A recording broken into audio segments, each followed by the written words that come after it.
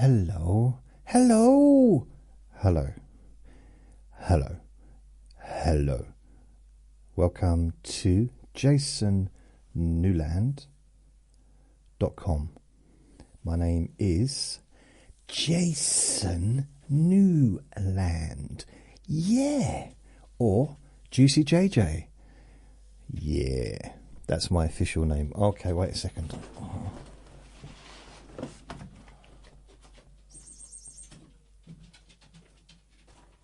One of these. You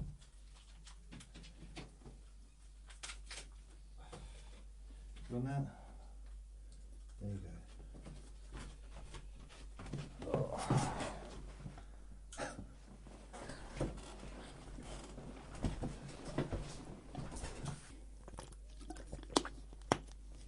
Oh. Just needed to get Vinny one of his bony things he likes. Not a real bone, but like those pretend bones. I'm going to talk about real bone in a minute. Oh, yes. So, yeah, jasonnewland.com. It's my website. Loads and loads of recordings on there that you can stream and you can download. Absolutely free.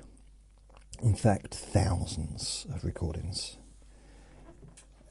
Please only listen when you can safely close your eyes. What else? I've got a Facebook group called Jason Newland's Boring Group. If you'd like to join, I currently have 219 members.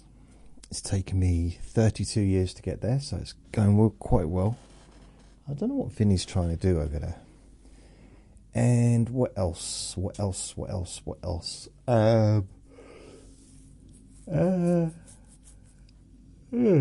yeah, I've got a YouTube channel at Jason Newland, where I also upload all of my recordings. And if you would like to support me by sending me a PayPal gift, please go to my website and the link's on there. Thank you very much. Yeah. What else have I got to tell you? No, I think that's everything.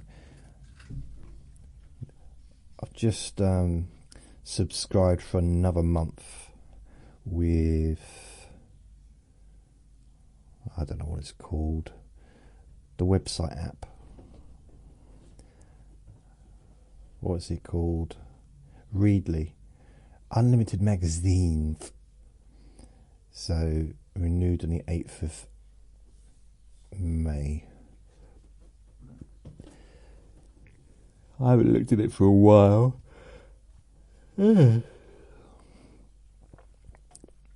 Probably not going to go through the newspapers right now, but I thought I might go through a magazine. Have a look at some magazines. Yeah, a magazine. So, a couple of little things. I deleted my SoundCloud podcast and got a little bit of a backlash for that. So I have reinstated it, managed to get hold of them, and they've put it back on.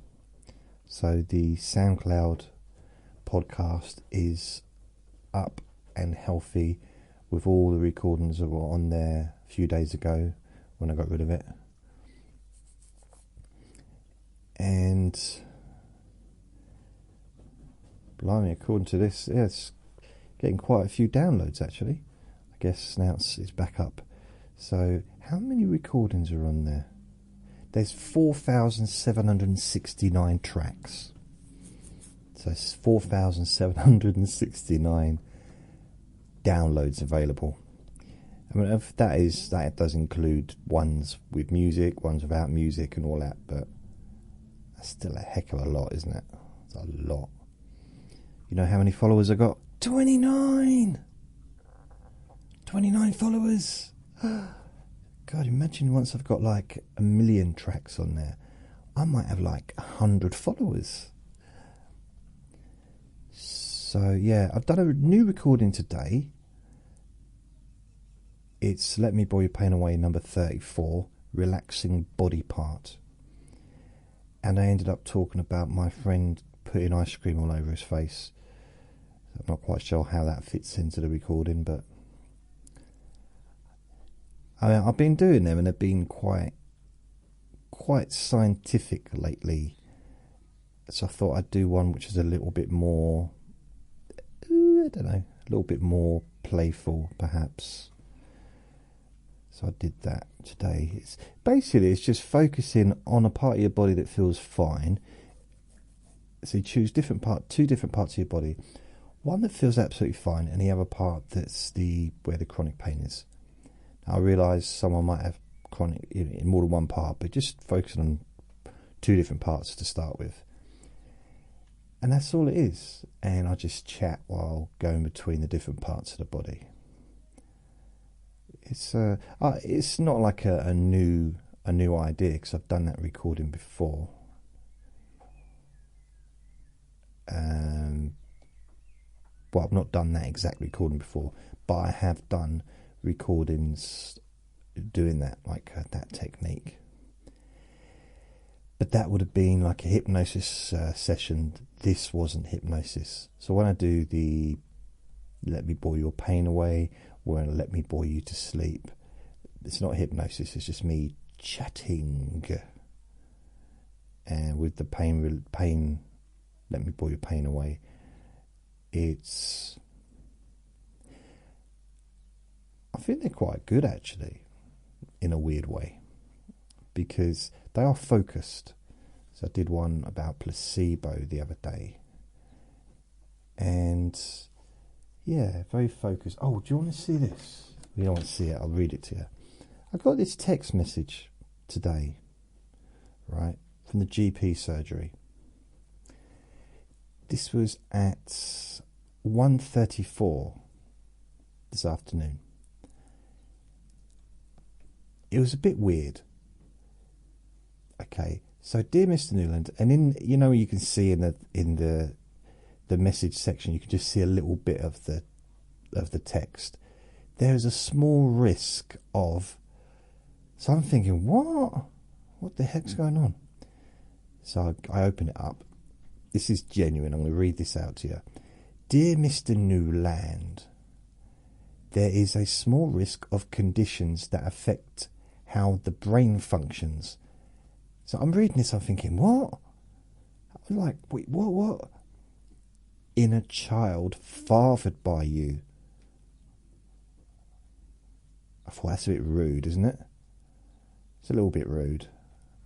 But then I read on, while on valproate, which is the mood stabilizer I'm on, or within 3 months of stopping. While on valproate, or within 3 months of stopping, it is advised that you do not donate sperm and do not father a child during this time, and you and your partner should use effective contraception during this period. Do not stop taking valproate unless advised by a healthcare professional. Wow. You know what? Okay, fair enough. It's come to me. I mean, I can't even remember. I'm going to have to look up some of them words. Professional. That's one word I'll have to look up. Effective. I don't know what that means. Contraception. Sperm. So yeah, there's a few words that I'm going to have to. Brain, that's another one.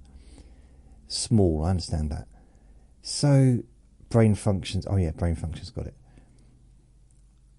What if I was pregnant with a kid? You know, what if okay, this is going out probably just generally, these text messages are going out to every male on these medication.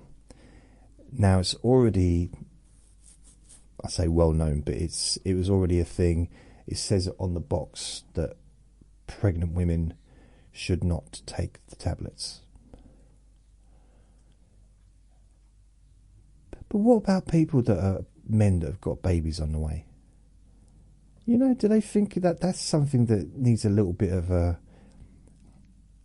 gentleness, doesn't it? You know, or someone that's going through IVF, or I don't know, just someone that doesn't want to have to use a Johnny. No, I don't know. It just seems weird, just that they would, because it's quite a. Oh, there's a message here. Let's read this. Let's listen to this. It's actually a message.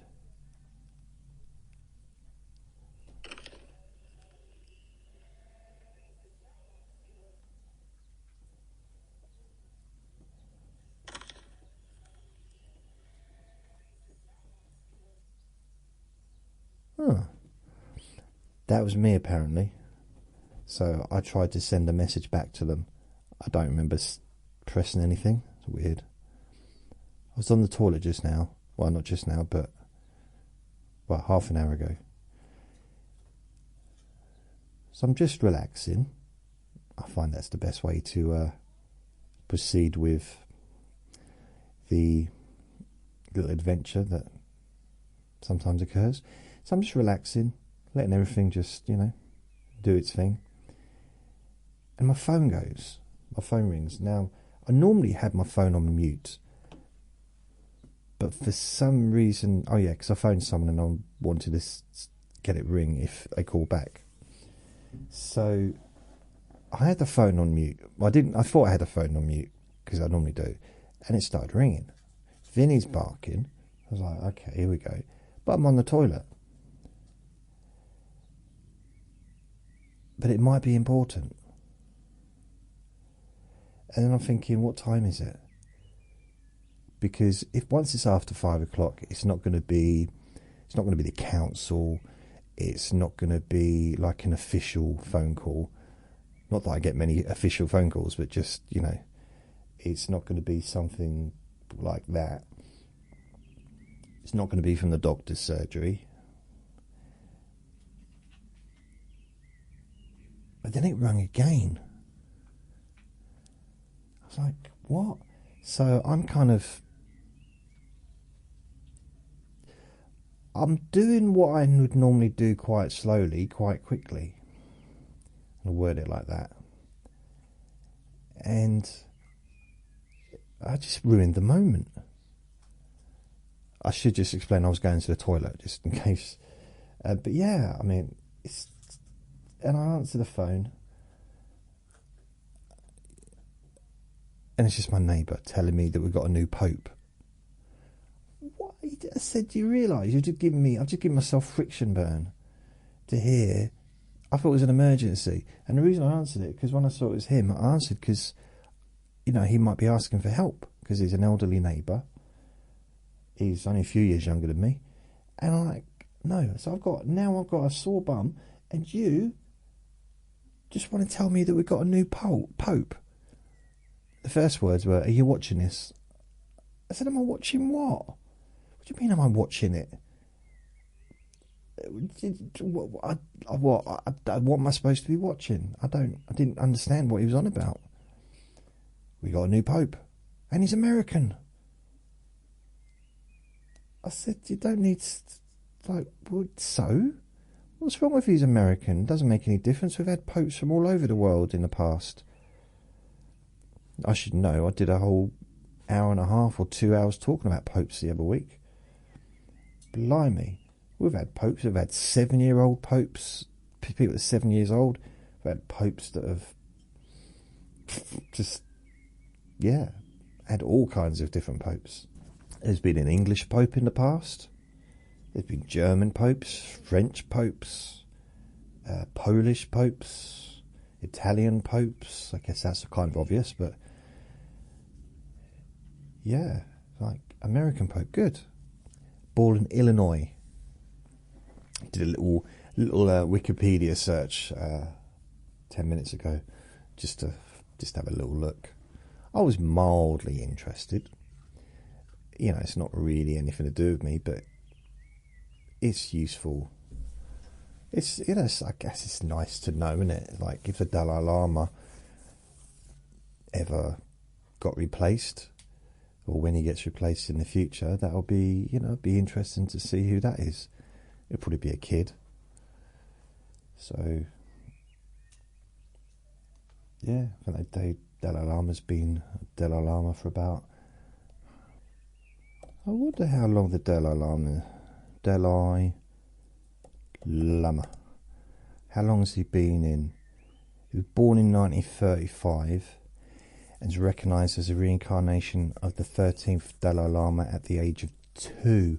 He's been a Dalai Lama since he was 2. Didn't even have an opportunity to, like, question it. You're the Dalai Lama. Really? Yeah, you're the Dalai Lama. I mean, you know, if you was 10, you'd be like, how do you know? I mean, good, you know. Do I get a crown? I mean, you know, brilliant, but how do you know? Apparently there's another bloke who believed, and I think there's a few million people out there that believe that someone else should be the Dalai Lama as well. So,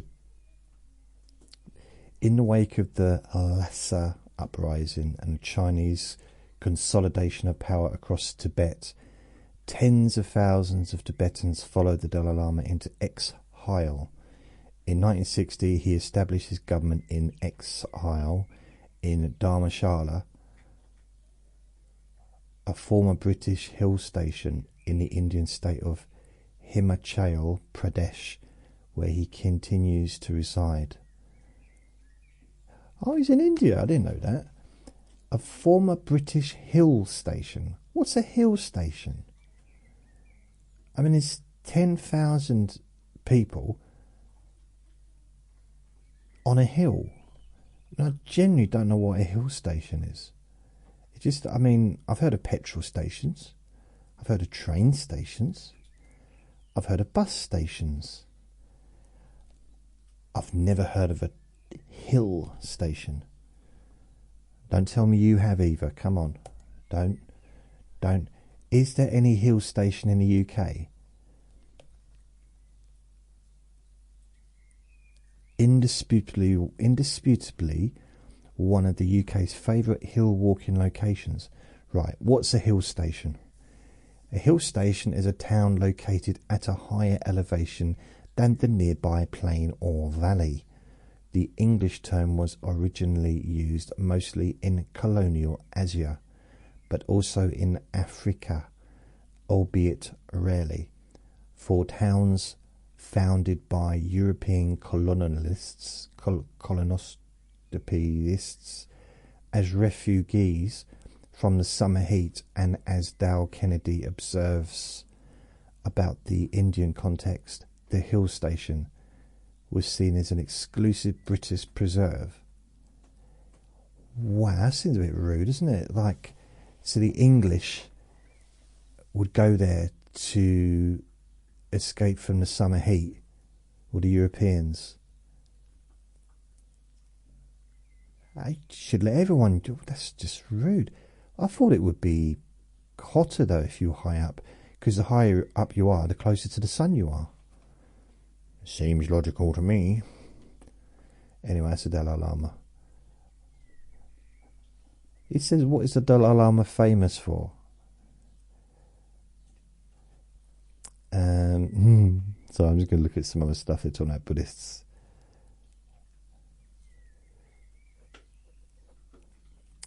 Okay. There's more. Do you know what is the Dalai Lama's philosophy? He says that as a human being, we are all the same. We all want happiness and do not want suffering. Even people who have no religious belief can benefit if they incorporate these human values into their lives. His Holiness refers to such human values as secular ethics or universal values. It's very hard to really argue with that, I would say, but what is the Dalai Lama famous for? For being the Dalai Lama. It's like, what's the king famous for? For being the king. What was the queen famous for?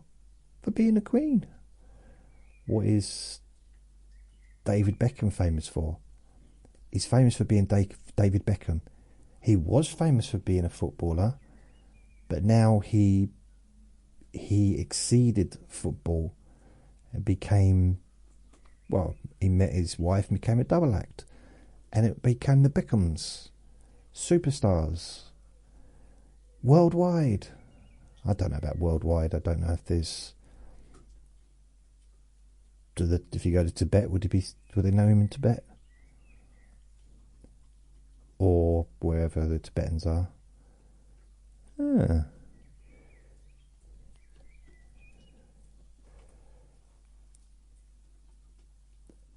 Are these questions? Can Buddhists drink milk?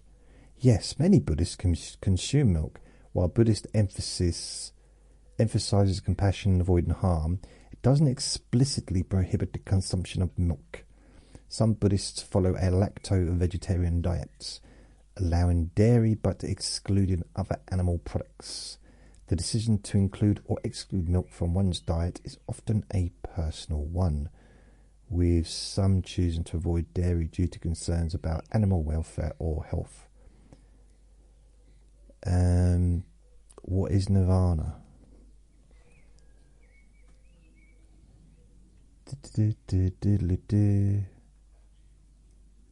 See, nirvana literally means blowing out or quenching. It's the most used word, as well as the earliest term to describe the soteriological goal in Buddhism. My more understanding is it's a release. It says it here actually, release from the cycle of rebirth, samsara. So this is samsara, being alive.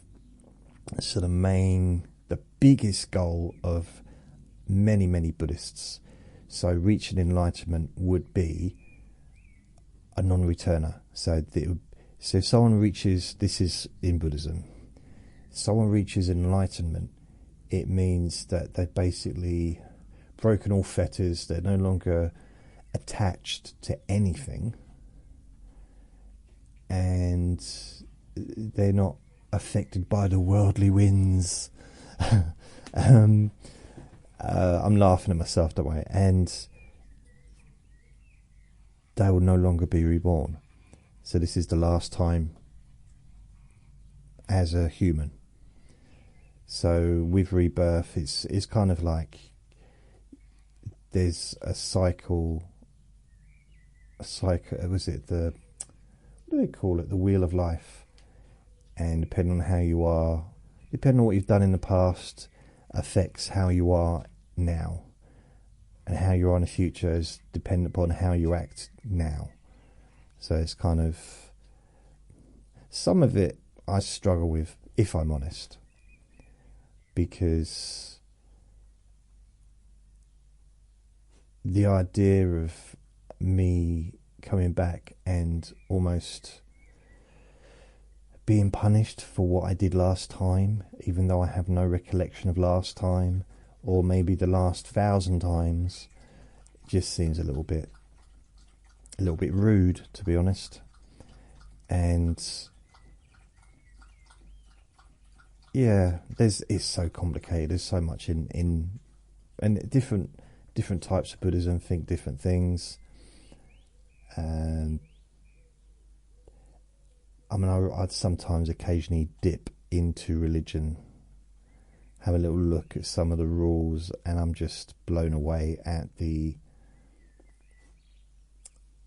purposeful self-limitation that some of these belief systems put on the practitioners. But people take on these things, and I understand, because religion, I mean, it could, I believe, let's forget religion, let's forget belief system. A belief system can transform someone's life, and it can save their life, and it can save the lives of people around them as well. So it can be an amazing thing. There's plenty of people that have been transformed because of taking on a belief system that's all already structured. And sometimes I think it's because of the structure.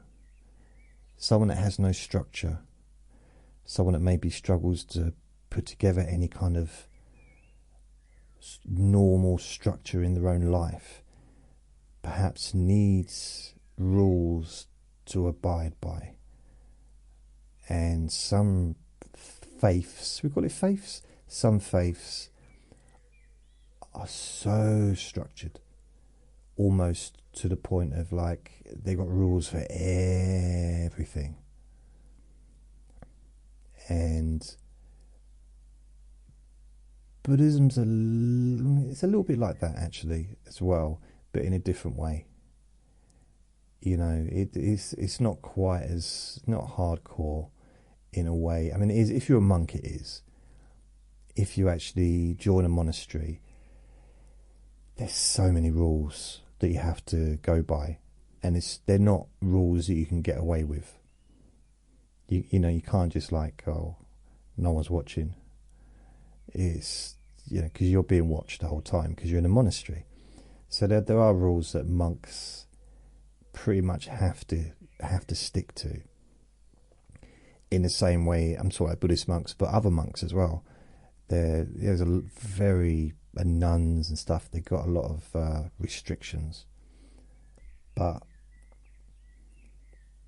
yeah, I don't know. I mean, I find it interesting, and I do class. I think I class myself as a Jasonist. You know, a Juicy JJ-ism. That's my religion, Juicy JJ-ism. And I think I'm going to say most, probably every religion or faith or belief system has benefits, has useful stuff for just the average person, a lay person, someone that's just, you know, from a philosophical way, if I could say the word. Philosophical, I can't say it, I'm just messing around. So philosophical way, it can be useful. Can Buddhists eat alcohol? What do you mean eat alcohol? That's a weird question. The fifth of 5 precepts, Buddhist guidelines for an ethical life, is to refrain from using intoxicants, which are said to cause carelessness. Really? Yeah, you're joking, really? So yeah, I mean, there's the precepts of a Buddhist. There's the basic precepts. Then you got the deeper you go into it, the more precepts there are, which is basically rules to live by. Which is ironic, really, because when you think about the main rules, so 10 commandments. So if we go, okay, here we go. I'm gonna. For some reason, I've got interested in this, so I'm just gonna go and say, I'll have a little chat with my pal ChatGPT.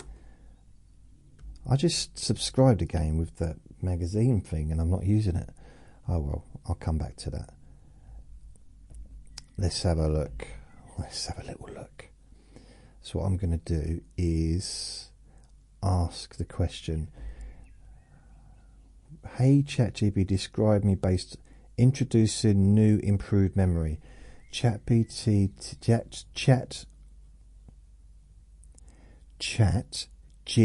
I wish it was easier to say, like it was just called Chatty or something. ChatGPT, because it doesn't like blah, roll off the tongue, does it? ChatGPT, or maybe it does. ChatPGT, that would be easier. Chat P instead of Chat G. So I have to have a gap between the chat and the G. But if it was P or T, Chat T, I could just, if it's Chat TPG, it'd just be easier. Anyway, it can now remember more of our past chats to better personalise its responses. Want to change it so that it knows about you? Just ask enable. Oh yes. So please everything you know about me. Let's see if it can remember anything. So please tell me everything you know about me. Everything from memory, listed by number. Let's see, what's it going to give me? Here's a detailed list of everything I know about you. Jason Newland, based on memory. I grouped this into clear categories and numbered everything from easy reference. For easy reference. Right, here we go. That wasn't what I came on here for, was it? I wanted to... Okay, I'll come back to... I'll do this now. I'm going to go back to the magazine. I'm going to go back to the religious stuff. But when I do religious stuff, I try and be careful with it, you know, because I can talk about Buddhism because I would argue I know a fair bit about Buddhism. As a whole, you know, as a subject, I can converse about the subject. I can converse, I know a bit about Christianity, I know a bit about, because, you know, I was born in a Christian country, so learning about the New Testament, about Jesus and stuff, that's been part of the social fragment.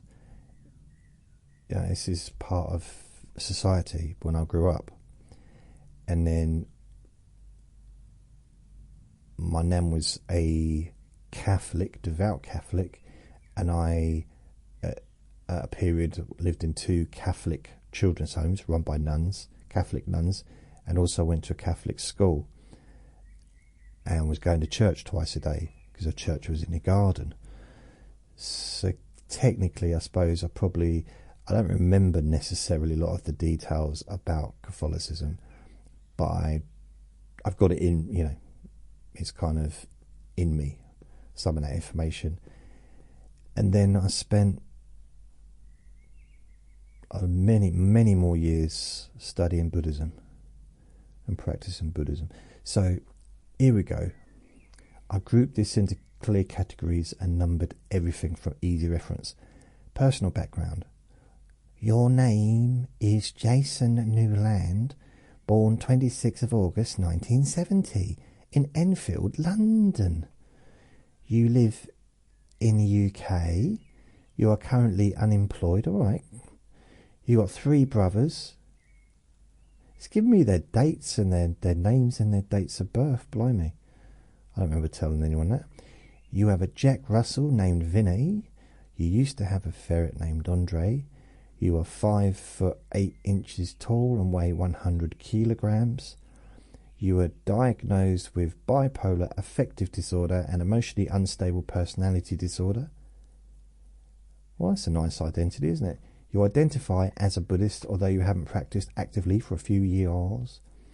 You earned a BA Honours degree in Counselling Studies in 2010. The people you are closest... Wow, this is a weird one. The people you were closest to have all died. It's like, wow. Your nan, Andre, and your friend Luke, who died in November 2023. I don't remember...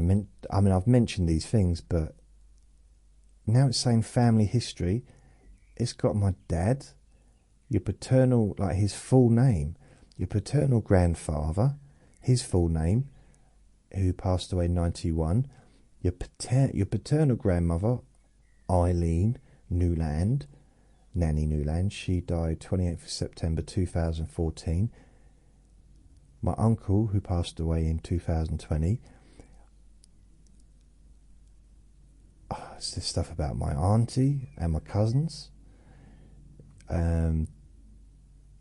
Wow! My father's second wife, when they got married and when they unmarried. Third wife. I really, when they got, I don't remember writing any of this stuff down, unless it's going through my podcast transcripts. I wouldn't have even said that then either. I wouldn't have given the I never talk about, I don't give surnames and stuff like that of my family and that. Wow. Okay. You've been making hypnosis and boring podcasts since 2006 to help people relax and sleep. You are a trained hypnotherapist and make recordings available online for free. You run multiple podcast series including Let Me Bore You to Sleep, Let Me Bore Your Pain Away, Life of a Bipolar Hypnotist. So that's a little secret one that I don't tell anyone about. It is a podcast that I started, and I did do one recording, but it's quite serious, if you know what I mean. It's quite, yes, it's not, I kind of took it offline. The podcast is online, but I took the recording offline, so there's nothing on there. I wasn't quite sure how to proceed with that one. Your hypnosis recordings are known for your gentle voice and style that help people fall asleep and deeply relax. So you upload files of your recordings and are working on a book combining your life story and hypnosis work. Yeah, I was trying to do that a while back.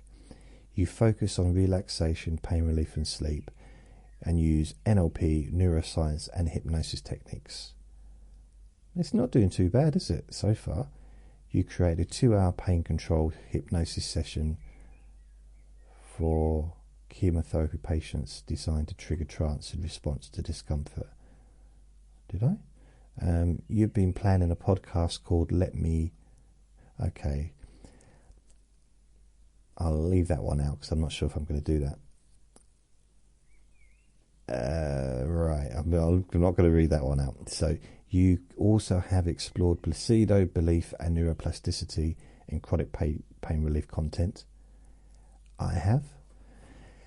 I really have, yeah. Your daily themes for Let Me Bore You to Sleep are Mondays, boring objects, Trivia Tuesday, Friday, Q&A Friday, Sunday papers, or Sunday papers. So, although I've tried to do the Whisper Wednesday as well. You've asked to help filling in themes for the other days of the week. Yeah, I ask. Yeah, I have. You recently made a menopause-themed episode for a listener combining humour, facts and relaxation. Did I?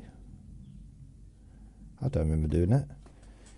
You've created Let Me Bore Your Pain Away episodes using science-backed topics. Example, body scan, pain reprocessing, placebo. That's why I feel a little bit... I wouldn't use the word proud. I don't really have any pride, I don't think. Especially not in my appearance. But I'm kind of pleased with them. I'm pleased that some people watch them, or listen to them rather. Don't get a huge amount of feedback, but they're the ones I probably... It's a subject and a topic that I'm really interested in, and I have been for decades. I mean, all the way through the 2000s, 2010s, and now through 2020s. You know, Lily, I mean, in 2 years, what's it now, 2025? So, yeah, in 4 years, time, or 3 years' time, it'll be 30 years that I've been interested in chronic pain relief. I just didn't start really... I mean, I tried to launch a pain relief service in 2004, but nothing happened, and then I did it again in 2006 and actually got takers, and it sort of started off and went quite well. So I did free pain relief service for chronic pain people in my local town. And I did some pain relief with people before that as well. But yes, I've been interested in that subject because that's the first. When I first learned about NLP, because I started reading hypnosis books January 1998, and then before that I was listening to a couple of tapes on NLP. And NLP and hypnosis, that's neuro-linguistic programming. A big part of that is hypnosis, was taken from hypnosis. And then I did an NLP course at college in 1998. And that really kind of got my juices going for, wet my whistle, as it were, for helping people with chronic pain. Because, okay, should we be honest here? I think at the time I didn't have chronic pain. I do have arthritis now, so I kind of have a bit of an understanding of what it's about, but a little bit. At the time, I've seen people in the past that I wanted to help. Well, I wish I could help. You meet someone, you think, oh, I wish I could do something, but you can't. It's like when I saw my granddad when he was ill. Like, I wish I could just, I wish I could take it away, take his illness away, but I couldn't. I didn't, so I was a little bit like that with people with chronic pain. And I suppose in a way, once I discovered hypnosis, and it was very magical to me. It seemed like magic. It didn't seem like something that was psychological. It really did seem like magic, like proper wizardry stuff, yeah. And the idea that words can have an impact, a positive impact, and can help to change how somebody feels just from words. Now, my issues back then, among a few issues, but not my mental health issues, but my issues with helping people was confidence. I wanted to help people right from the start, right from like 98 when I first started reading the books, during 99, 2000, 2001, 2002, 2003. I had no confidence to help people, even though I'd been on hypnosis courses, done hypnosis with other students. I didn't feel confident. And then I did and then I tried to do my 2004 thing, and nothing happened there. Then in 2005, I went on a training course, another hypnosis training course. And the one thing I got from that was confidence. I don't know why, but I felt more confident. And I came back from that course, so that was 2005. And my friend, Teresa, she'd heard me going on about being a hypnotherapist or being a hypnotist and all this stuff since I met her in 2002. So she'd be hearing me going on about this. She'd even been in my room when I was in the Buddhist Center, in the Buddhist Center, the community, Buddhist community. So she'd seen all my books, and I was all super excited to show her my book collection, because I had a big book collection back then. And she did something that I just didn't think anyone would actually do. She called me out on it. She called my bluff, which I'm grateful for now. At the time I wasn't, because I was petrified. And here's what happened.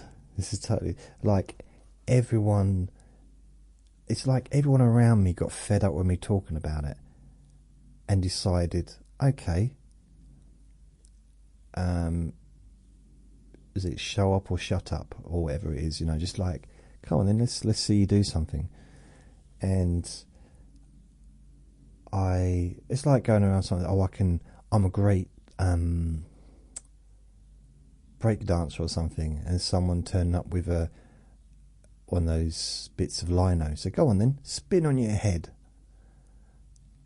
No, I don't want to.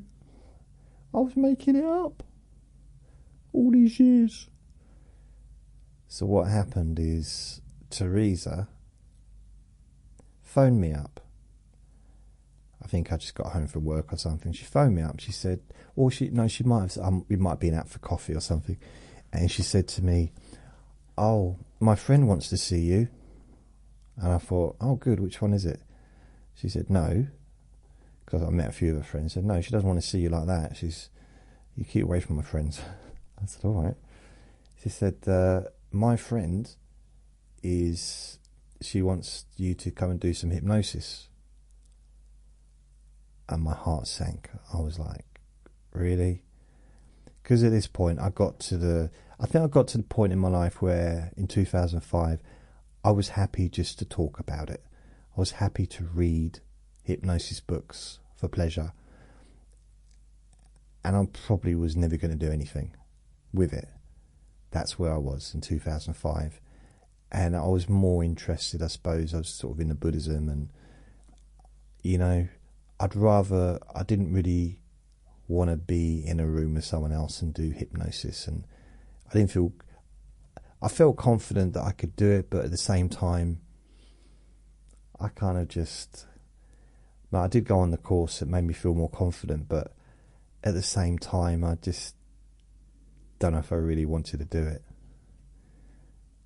In reality, I felt I was just happy just studying it and enjoying it. But anyway, she put me on the spot and she said, I told my friend you're going to do it. I said, what? I said, yeah, because it's someone she worked with, and this person was a trainee driving instructor, had failed her driving instructor exam twice, and this was apparently the last time she could take it, and she had to pass, and it was like in 3 days' time or 4 days' time. She said, so what we'd do is she doesn't want to be in a room with you on her own, which is, it might sound weird, but actually that's can be quite normal. She didn't really know me. She'd met me a couple of times, and I said, well, you come and sit in the room with her, sit next to her, and you come to my house, you can sit next to each other on a settee, you can just ignore what I'm saying, and I'll just talk to her. So that's what we did. I had no idea what I was going to do. Bearing in mind, this was not chronic pain. This was a completely different thing. This is the very first, I'm not going to say professional because I didn't get paid.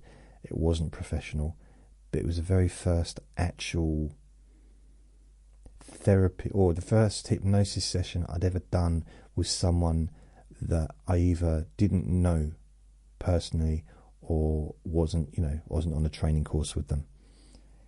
So, and on a training course, you're limited to what you can do because you just got to read the script and stuff.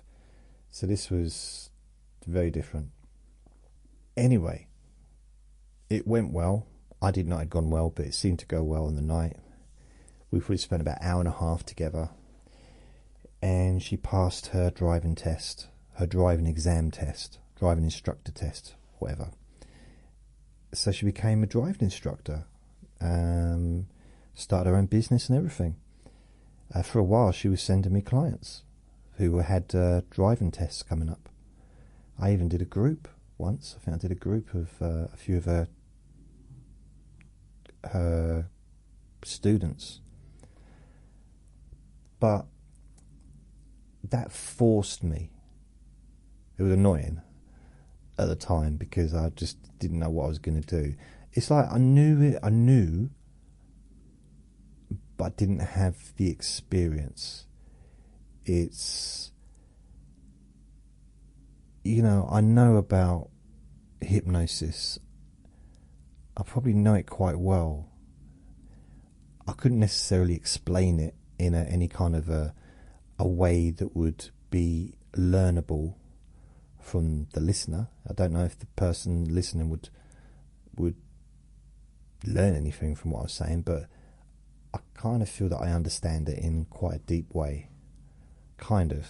I might not, but I think I do. And so my friend, like Teresa, she got her friend, and that was good. So that was a nice little buzz.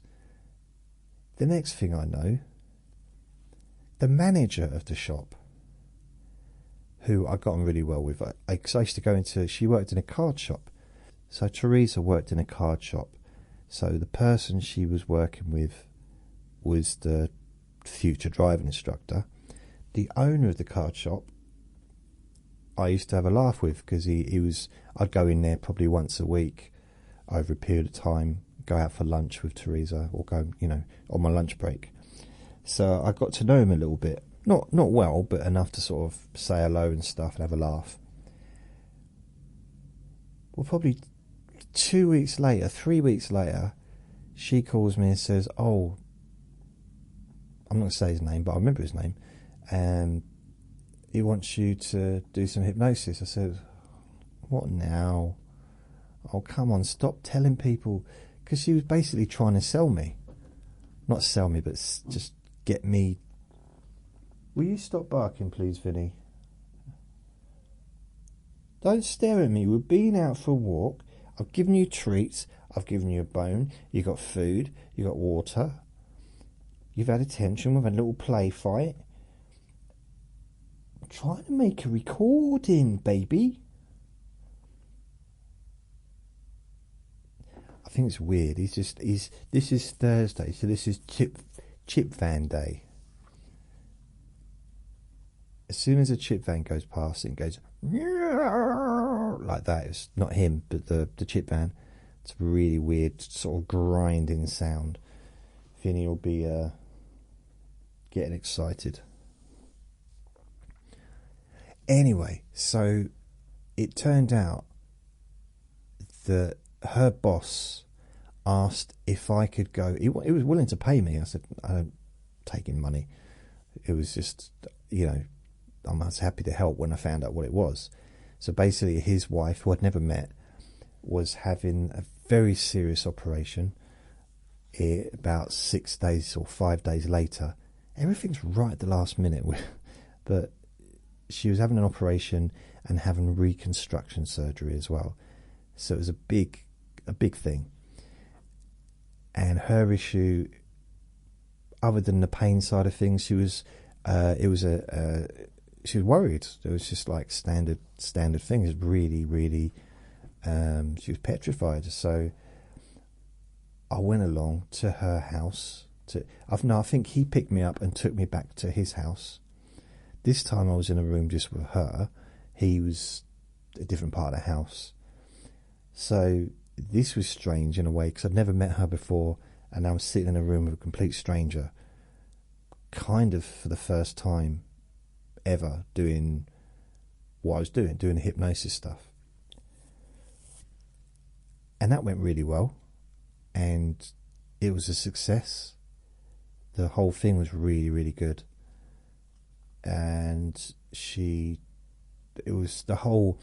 that event and then everything that happened afterwards for her was, as far as I'm aware, was a success.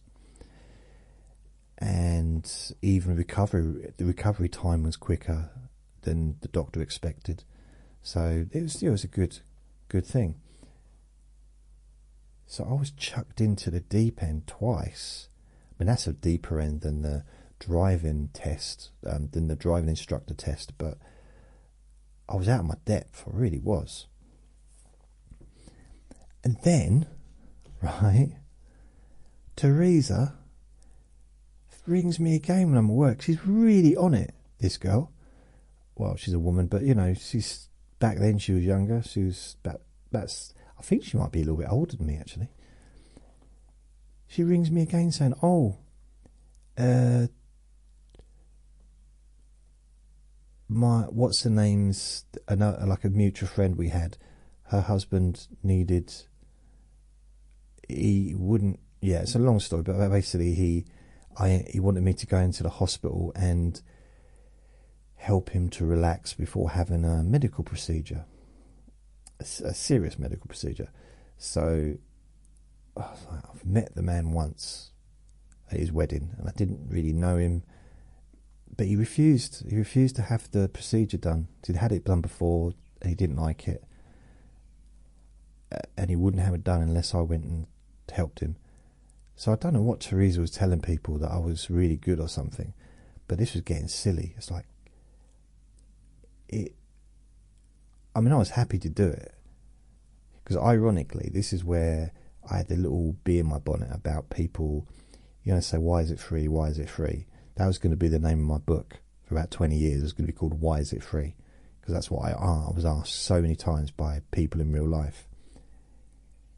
And so I went and saw this man in the hospital ward, and again it was a success.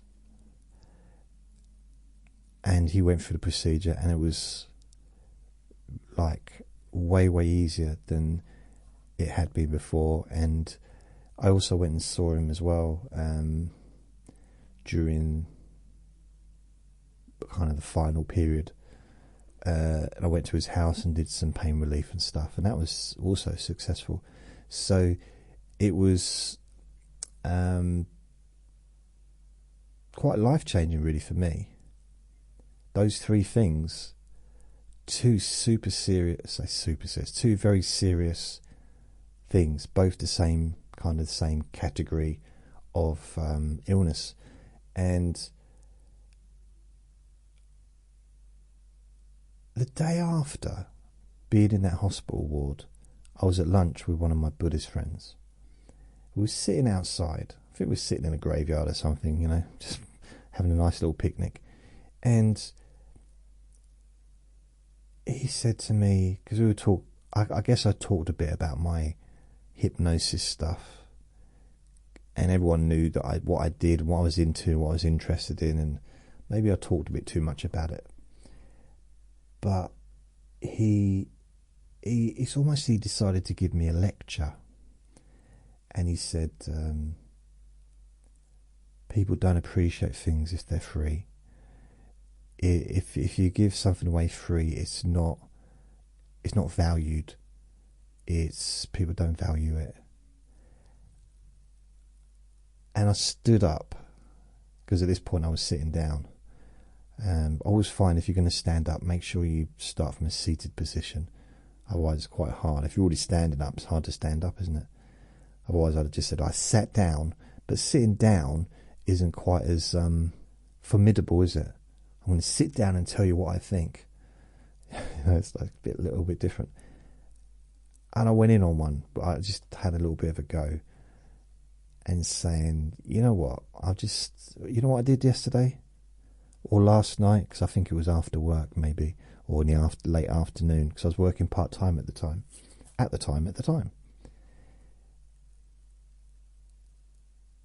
And it just, the idea, that man in that hospital ward, I'd say, well, I'd argue, very much appreciated what I did. And I was doing it as a gift. I wasn't doing it for money. I wasn't asking for money. Money was, I mean, it just, I don't want to say the words, but in that kind of ward, money is not handed over, for treatment. It'd be wrong. Like, morally, for me, it would be morally wrong.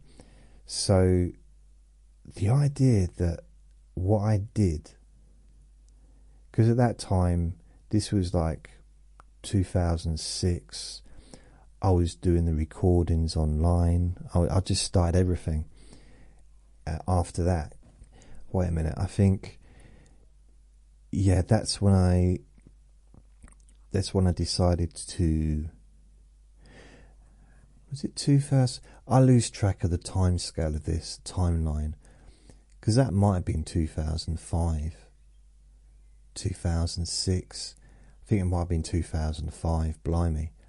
But anyway, that's kind of what led me to start doing the online stuff, to go down this road that I'm in, that I've been doing for 19 years. And just those words, people don't value stuff that's free.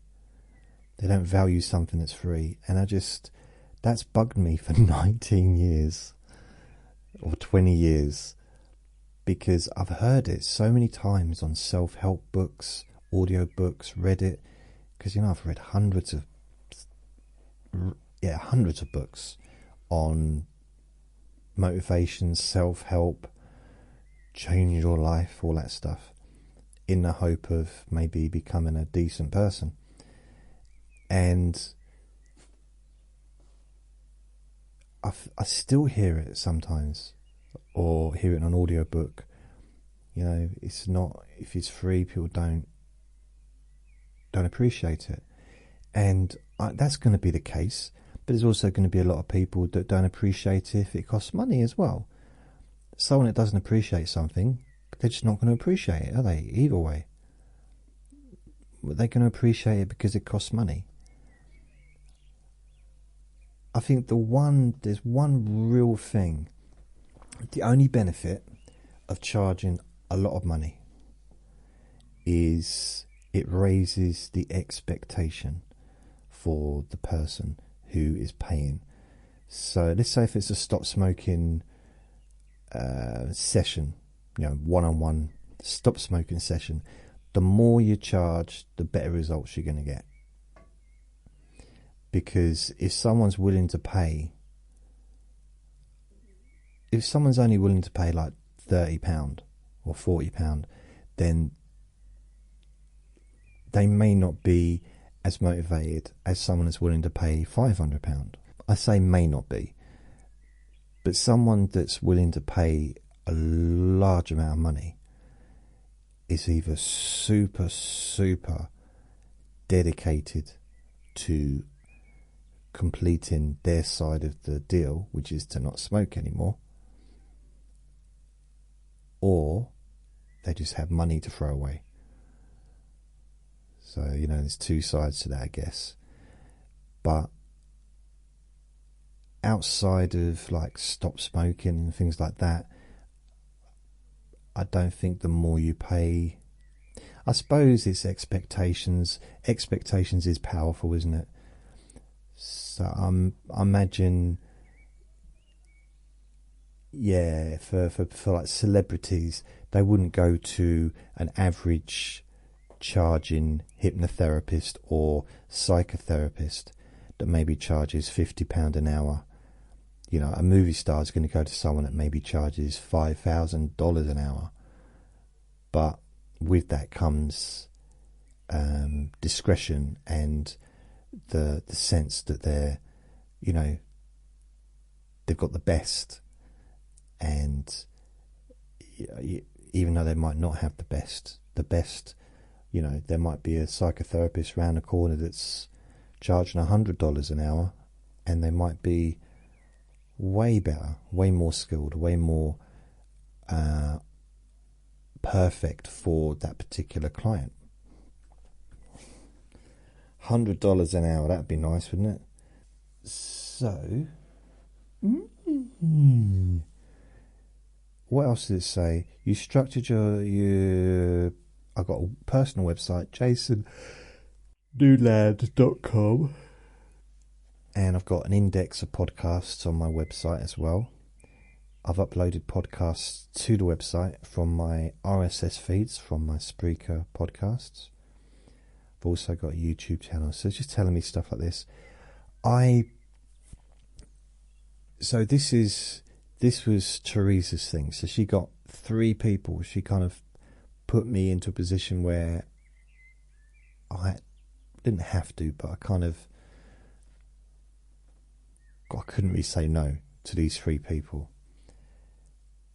All 3 of them who didn't really know. And then someone from the Buddhist Center, who I think was also possibly just fed up with hearing me talking about the hypnosis, told me that to phone someone who was a friend of hers, and she wanted me to see, basically she had to have double lung transplants, and she couldn't get in, she wouldn't go into the hospital because she had a phobia of hospitals. Understandable, really, in that situation, I think. And the doctors, the specialist, said if she kept turning up and then not being able to go inside. And they said, if we make an appointment, because it's like a 2-day stay for all the tests they had to do to see whether or not she was viable to have the operation. So they said to her, if you don't, I think it was on a Tuesday morning, this was a Saturday evening, they said that I was seeing her like Saturday afternoon. If she didn't go inside the hospital on Tuesday morning, she would be basically just signed off. They wouldn't deal with her anymore. Which is a bit harsh, but I think she'd kind of done it a few times, and they just said, no, we can't. We'll just, I don't know if it was like put you at the back of the queue or just, you know, because she'd been waiting for years to get to this point. So, and it got to the point where it was really, really, really important to get it done, if at all possible. So I've talked about this recently, so I won't go into great detail, but she did not like me. She did not like me. I got there and I was in this dark room, and she just, it was almost like I'm thinking, did I change my underpants before I came out? Because there was, you know, it's always just like, oh, she doesn't like me for a reason, for something, I don't know why. But after 2.5 hours, because I don't give up, after 2.5 hours of her, well, it wasn't 2.5 hours of her, but it was at least an hour of her being very cagey, very dismissive, even rude, to the point of being rude, like, what do you want, why are you even here, or stuff like that. 2.5 hours later, we were laughing, and I've got the letters somewhere that she sent me. Went inside the hospital easy and had a good time. Had 2 days of laughter, which is, yeah. Maybe I I tickled her funny bone. Maybe got her feeling a bit lighter. But that was very strange, that I had those 4 in that period of time. And yeah, I don't know. And then when I started doing the free pain relief service, I was going around people's houses, and then I was seeing people. I rented this therapy room on a Saturday morning for about 4 hours every Saturday for a while. And it was just really strange how it all took off. And then before I know it, I'm volunteering, doing group relaxation sessions at 2 different charities, one drug rehab centre and another one for alcohol. It's like, how did this come about? And then like a year later, I'm signing up for starting a degree in counselling. So yeah, it was kind of weird how that all happened. And what's weird is how I got onto, it's not really weird, I was going to say how I got onto talking about myself, but that's pretty much what I do, isn't it, on these recordings. You're building a podcast-based autobiography to eventually turn into a book. Yeah. This is one of the things this is motivations and personal philosophy. Okay, what does it say here? So, you feel a strong connection to your audience, often tailoring content for their needs. Okay, do I take content? I suppose I tried. Yeah, people ask me for stuff, and I try. It's very hard to. I know it's impossible to meet everyone's needs. As Buddy Holly once said, the best way to fail is to try to please everyone. So, yeah, it's hard, but I do my best. Luckily, I've only got 7 people listen to me, so it's, not too bad. You respond to listeners' requests with new recordings or episodes, so yeah, I've done that. You are compassionate, especially towards dealing with pain, serious medical conditions, or emotional hardship.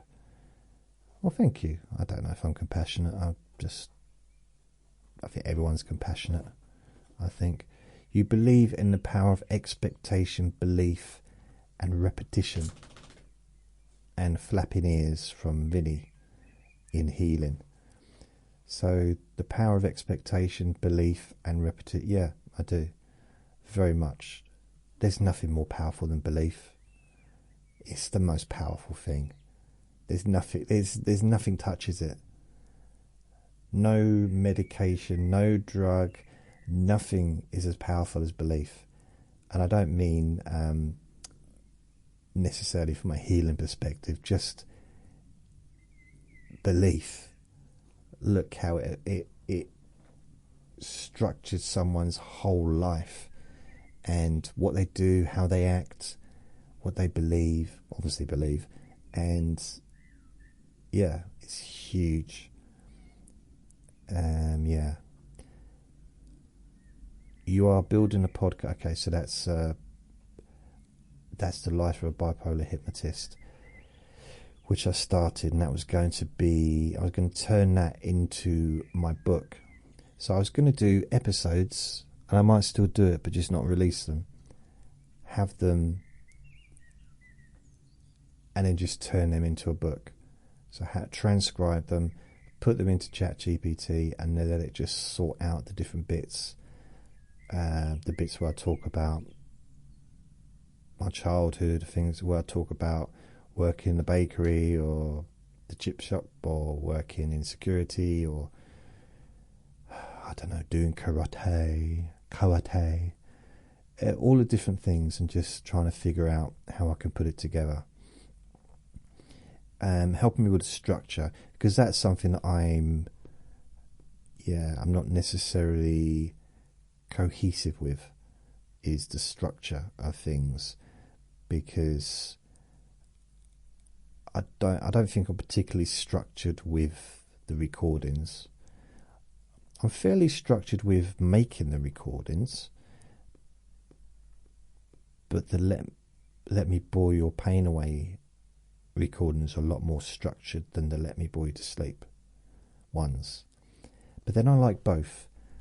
I do like unstructured stuff, but the let me bore your pain away, it's a mixture between the two, to be fair. Vinny's just staring at me.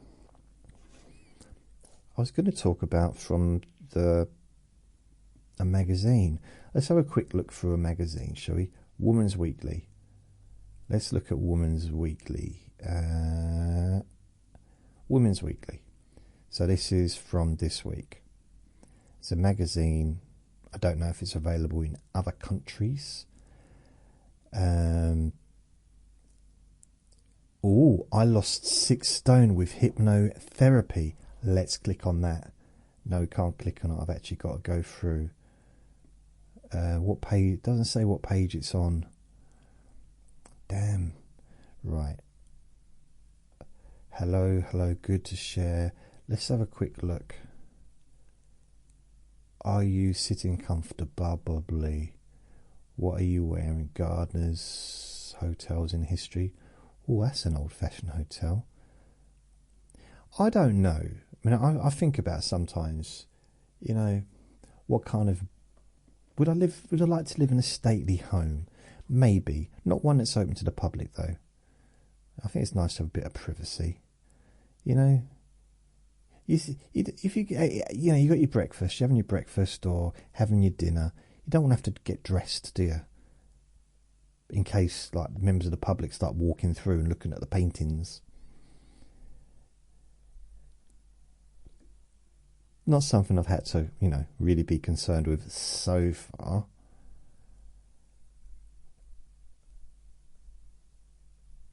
Ooh, so this is The Power of Thought. I didn't know there's going to be an article about hypnosis, but I'm sorry, but I can't.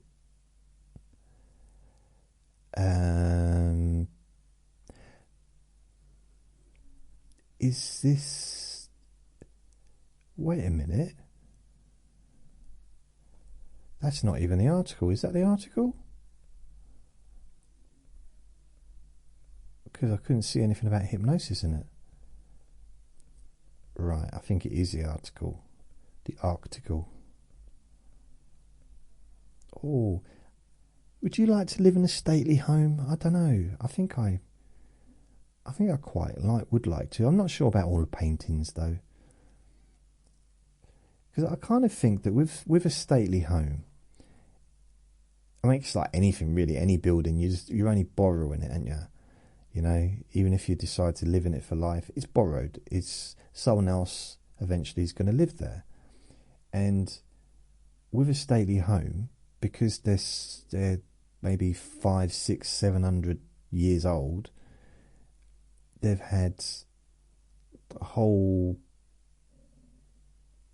generations of families living there perhaps, and it would feel like I was living in someone else's house, really, because you're limited to what you, I'm guessing, but I think you'd be limited to what you can do. You can't tarmac the drive, you can't decide to dig up the grass and put a big bouncy castle in there, and there's probably certain things you can't do. You can't change some kind of building restrictions. I'm pretty sure you can't put an extension on, or put a shed in the garden. Maybe you can. Satellite dish on the... I mean, no one has satellite dishes anymore, apart from everyone that has satellite dishes. But they're not satellite dishes. They're just left over from the past. They're relics, because Sky doesn't use satellite dishes anymore. It's all now just done through the internet. But I've got 2 on my wall, not inside.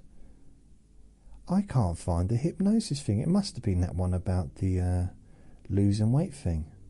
All my stars. Let's have a look. Virgo. New possibilities surround you now. You may be tempted to stick to what you know, but taking a leap into the unknown will be far more enjoyable. I'll be up for that. Something a bit different. Come on, someone, show me something a bit different. Give me a new lease of life. Show me a new doorway. Let's go back. I think that I've gone through the bit that I was reading that was about the weight loss. Let's go back. The Power of Thought. All Sam wanted was to feel normal, to not stand out or need to hide at the back of group photographers. For most of her life she had battled with weight, eventually reaching 22 stone. Okay, by December 2023, Sam's health had reached breaking point, so she wasn't well. She decided enough was enough, and a chance post on Facebook showed her a program to manage what she ate and dramatically improve her health. This wasn't diet, but a lifestyle change which transformed her.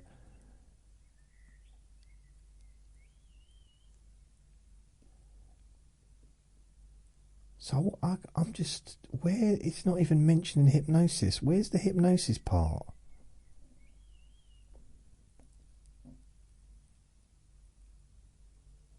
Really? I'm just having a look. I'm just reading through this.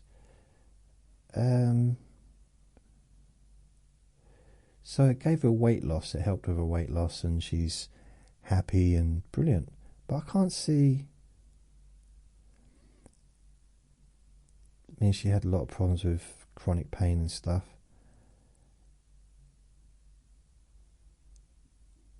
She started following a new program which involved downloading an online course for 12 weeks of hypnotherapy. Right, okay, now I found it. They've mentioned hypnotherapy once in the whole article, which is weird, considering the front cover was saying hypnosis. So and weekly coaching sessions to completely change her relationship with food.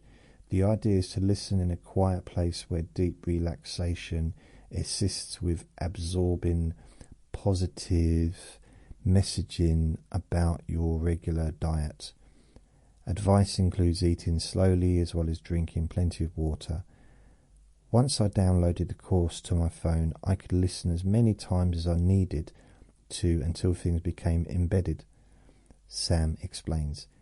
Hearing that nothing awful would happen if I didn't eat before work was a revelation. Repetition is the key, and hypnotherapy contradicts the bully in your brain. It's about, I'll just come out of it. Oh, I'm back. Oh, what?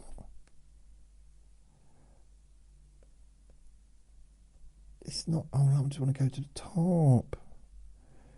God, this app is not easy to navigate sometimes. Navigate.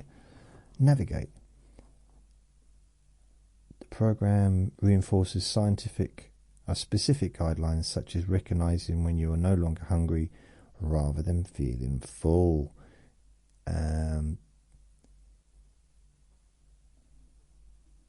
Yeah, cool. That's good. This magazine, to be fair, is, and this is not, I don't think it's being sexist to say that it's aimed at women. Can you imagine people getting angry? What do you mean it's aimed at women? It's a magazine. Oh, you automatically think it's aimed at women because it's got stuff about dieting, and is that you automatically think it's about women because it's got adverts for dresses? Oh, you automatically think it's about women because it's got horoscope? Oh, you automatically think it's about women? No, it's called Women's Weekly. That's why I think it's about for women. Thank you very much. It's called Women's Weekly. I think I can safely, without backlash, say that it's aimed at women. I think it's fair enough. Is it? I mean, even if it didn't have the name Women's Weekly, every single article is pretty much about women, and it's clearly aimed. I mean, it could be aimed at anyone. The fact it's just because it's called Women's Weekly. That's the only reason I know, not because of anything else. He lied. So, managed to get through a whole magazine. Let's see if I can get through another whole magazine. What else is there?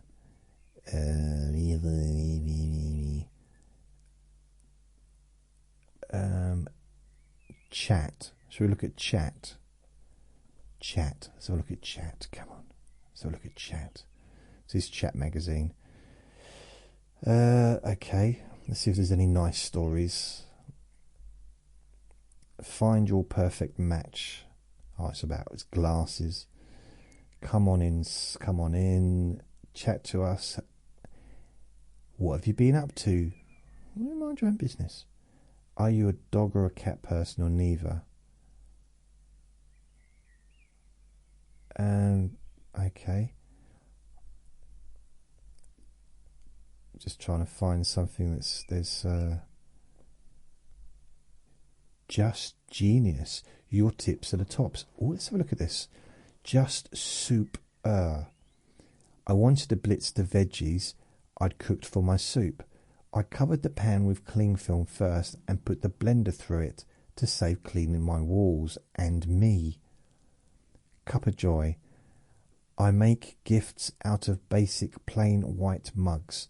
I decorate them using dishwasher-proof transfers. The recipients always love them. Should we edit that to the recipients always say they love them. The recipients always say they pretend to love them. No, I'm sure they're lovely. It's a lovely gift, isn't it? Fly away. Put little bags of dried lavender on windowsills to repel moths, flies, and creepy crawlies in spring and summer. They also add a lovely scent or skent to your home. Oh, bag of dried lavender. I might give that a go. Definitely had an issue with, well, one fly anyway. Reuse toilet roll inserts by cutting them in half and planting seeds in them. They're just the right size. But they do look like toilet rolls with dirt inside. In fact, you could argue it might not be dirt. Yeah, so let's move on. Rolling on, I got sick of cleaning my roller between coats of paint. By popping it in a plastic zip block bag, I found that I didn't need to clean it after every coat of paint, saving time and mess. Okay. Brushing up. Using some paint in my cupboard, I painted an old candle holder. It now perfectly matches my bathroom colour scheme and is used for storing my toothbrush and toothpaste in. What's weird though, okay, I'm not being rude, but what's weird is an old candle holder. He's painted it. It's literally just, it looks like it's been found. Like someone's just accidentally fallen in the ditch and found this thing and thought, I know what I'll do, I'll take that home and put my toothbrush in it. That's what it looks like. It's not even, it looks dirty and scratched. Okay, let's have a little look. I'm curious. Right. So we're going to just have a look. Amazon. Let's go to Amazon. I'm just curious. Amazon.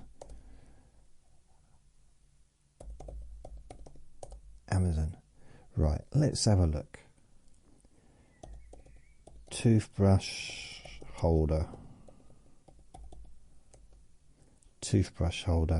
So let's go price low to high, because obviously you're looking for something low price. So 1 pence, but delivery is £7.69, so that's not really ideal, is it? Blimey, I didn't think they'd be selling stuff that low. £1 free delivery. £1 toothbrush holder. £1. Or you've got a bowl which is similar to the thing they already had, which was actually, but looks nice, and that is £1 8p with a £2.69 delivery.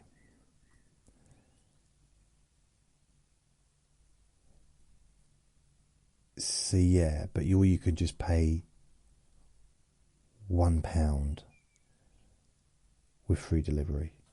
£1.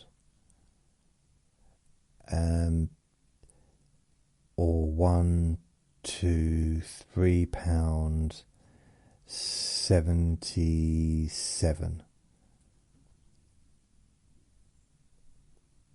Or ultimately, let's have a look. Here's another way of looking at it.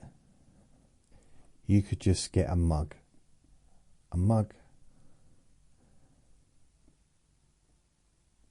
And let's have a look. Mug. So we go for free delivery, shall we? See how much it is with all Prime. Only go for Prime ones. £2.15. And also, I mean, if you could just go to the pound shop, if you've got a local pound shop, that's got to be more fun than jumping into a ditch. I'm not saying someone would do that on purpose. I mean, I didn't mean to fall in the ditch. It's just one of the benefits that I got out of it. Compromise. Wow. Let's look at some of these. There's some very weird mugs with some very strange pictures on them. One says Christmas, see you next Tuesday on it. Blimey.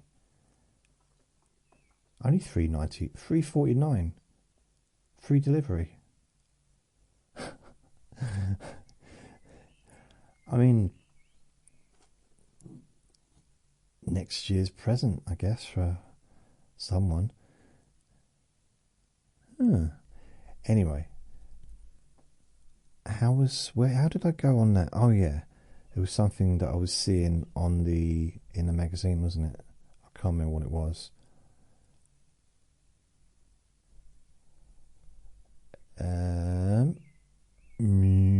What have we got?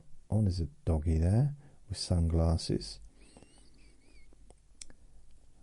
Right. Focus on quitting smoking. Add each morning, run out. I'm just going to see if there's a. See if there is a horoscope. Vinny's hassling me. Oh, here we go. Let's have a look at my horoscope. I don't think there's a good name for it. Is it horror? You know, it's supposed to be like a positive thing. You know, horoscope. What about weekly scope? Happy scope? No, horoscope. So Virgo, diligent and hardworking, you're always there to offer a hand to those who need it, but do consider what you need to receive and what help you require. No one appreciates free stuff. Oh dear. I do believe that's the end of the recording, ladies and gentlemen. So thank you for listening. Tomorrow is Q&A Friday. So I've got a few questions already, but if you have a question, please go to my Jason Newland's Boring Group on Facebook, and I've posted a thing where you can just add your question. Or you could go onto my website, click on Q&A Friday, and there's a box you can fill in at the top of the page which asks a question. So thank you for listening. Remember to be kind to yourself, because you do deserve to be happy. And be gentle with yourself, because you deserve to feel safe. Lots of love. Bye.